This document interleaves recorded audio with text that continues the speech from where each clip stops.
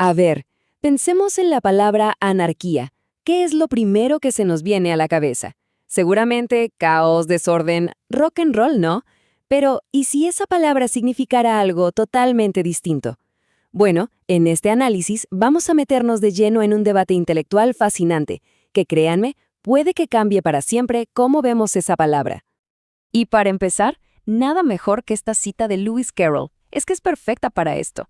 Nos deja bien claro que quien define las palabras, bueno, es quien tiene el poder. Y vamos a ver que con la palabra anarquía, esa lucha por controlar su significado es, súper intensa. Entonces, ¿cuál es el rollo con la anarquía? ¿Por qué tanto lío? Miren, no es solo una palabra. Estamos hablando de dos visiones del mundo que chocan de frente. Por un lado, el orden, por el otro, el caos. Y ambas quieren ser la dueña de ese mismo término. Y acá, justo acá, está el meollo del asunto. De un lado está la definición, digamos, del libro, una sociedad sin gobierno. Sencillo.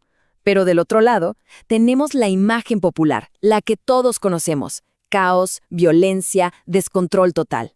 O sea, son dos ideas que no podrían estar más lejos la una de la otra. Justamente a esta visión, el autor Virgil Storr la llama, muy acertadamente, la visión de la anarquía como rock and roll. Es esta idea de que anarquía es, simple y llanamente, caos y destrucción. Y claro, aquí viene el problema. Si casi todo el mundo, hasta algunos académicos, la ve de esa manera, pues se vuelve imposible tomarla en serio como una alternativa socioeconómica real, ¿no? Bueno, y en este contexto es donde aparece el profesor Hogarty. Él intenta hacer un análisis formal, muy serio, de la anarquía, pero, y este es el gran pero, lo hace partiendo de esa misma idea de caos. Básicamente, todo su trabajo busca demostrar por qué una sociedad sin gobierno está condenada sí o sí al desastre. Para Hogarty, la anarquía es la ausencia de ley más el anonimato. Pero ojo, aquí hay un detalle clave en su definición, una trampita si se quiere. Él asume de entrada que si no hay gobierno, automáticamente no hay orden. Para él la ecuación es simple, sin un gobierno que te obligue a portarte bien, solo queda el desorden. Y partiendo de esa definición, Hogarty nos lanza 3 predicciones que, la verdad, dan un poco de miedo. Primero, la anarquía solo aparece cuando la civilización se derrumba. Segundo, los más fuertes inevitablemente van a dominar a los débiles. Y tercero, y quizá la peor de todas, los peores de la sociedad, los más viles, se van a organizar primero y se van a quedar con todo. Para respaldar estas ideas tan fuertes, Hogarty pone sobre la mesa 3 casos que, según él, son ejemplos clarísimos de anarquía en acción. Pero, aquí es donde la cosa se pone buena, porque su crítico, Virgil Storr, va a agarrar cada uno de esos ejemplos y los va a desarmar pieza por pieza. Esta tabla lo deja todo clarísimo. A ver, vamos punto por punto. Con el tema de las ratas, Storr dice algo bastante obvio. Oigan, los humanos no somos ratas. Y además, esa situación fue creada, fue artificial. Luego, con El Señor de las Moscas, recalca que, primero, es una novela, es ficción.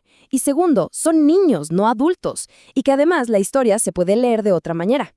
Y ya con La prisión de Andersonville, la crítica es demoledora. Una prisión, un lugar de máximo control, es justo lo contrario a la anarquía. Los incentivos ahí dentro, claro, llevan a la violencia. Pero Storr no se queda solo en la crítica, no, va un paso más allá. Toma los mismos ejemplos de Hogarty y literalmente les da la vuelta. Los usa para demostrar algo totalmente distinto, que el orden sí puede surgir sin un Estado y más aún que a veces es el propio gobierno el que genera la tiranía. Así que la pregunta que nos plantea Storr es esta. ¿El Señor de las Moscas es de verdad una historia sobre el fracaso de la anarquía, de una sociedad sin reglas?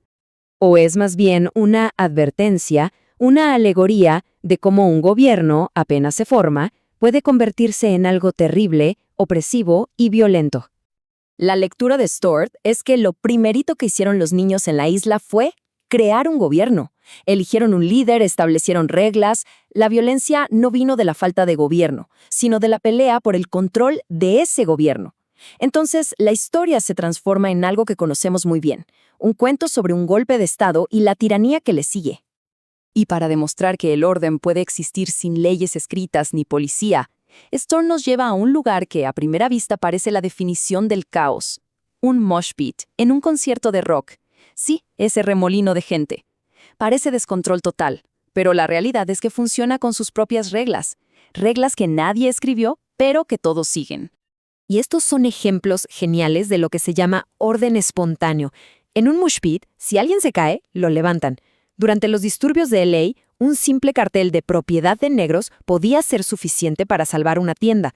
Pensemos en el día a día, los partidos de fútbol en el parque sin árbitro, o algo tan simple como darse la mano. No hay una ley que nos obligue a hacer eso, son reglas sociales, informales, que simplemente funcionan. Y con todo esto, llegamos al verdadero nudo del debate. Al final del día, la discusión no es si el caos es bueno o malo. El punto clave, el más importante, es que estos dos pensadores ni siquiera están hablando de la misma cosa. El argumento final de Storr es tan simple como demoledor. Hogarty, por un lado, y los teóricos de la anarquía, por otro, están en conversaciones totalmente distintas. Están usando la misma palabra, anarquía, sí, pero para describir dos ideas que no tienen casi nada que ver. Miren, aquí se ve perfecto. Hogarty argumenta en contra de la ausencia de ley, o sea, del caos, del desorden, de la violencia. Pero lo que los anarquistas proponen como anarquía es otra cosa. Es un sistema de orden sin Estado. Un orden que se basa en reglas voluntarias, en la cooperación, no en que un gobierno te obligue. Entonces, para resumir, Hogarty tiene razón en una cosa. Nadie quiere el caos y la violencia. El problema es que le pifia al objetivo. Construye un argumento muy sólido contra el caos, pero le pone la etiqueta equivocada, anarquía. Al final, nunca discute de verdad la teoría de un orden social sin gobierno. Y esto nos deja con una pregunta final para reflexionar. Es verdad, los ejemplos de Hogarty describen el caos, pero su gran miedo, esa pregunta de ¿cómo evitamos que los peores lleguen al poder?, no es un problema exclusivo de la anarquía. Es una pregunta que tenemos que hacerle a cualquier sistema social, incluyendo, por supuesto, el que tenemos ahora.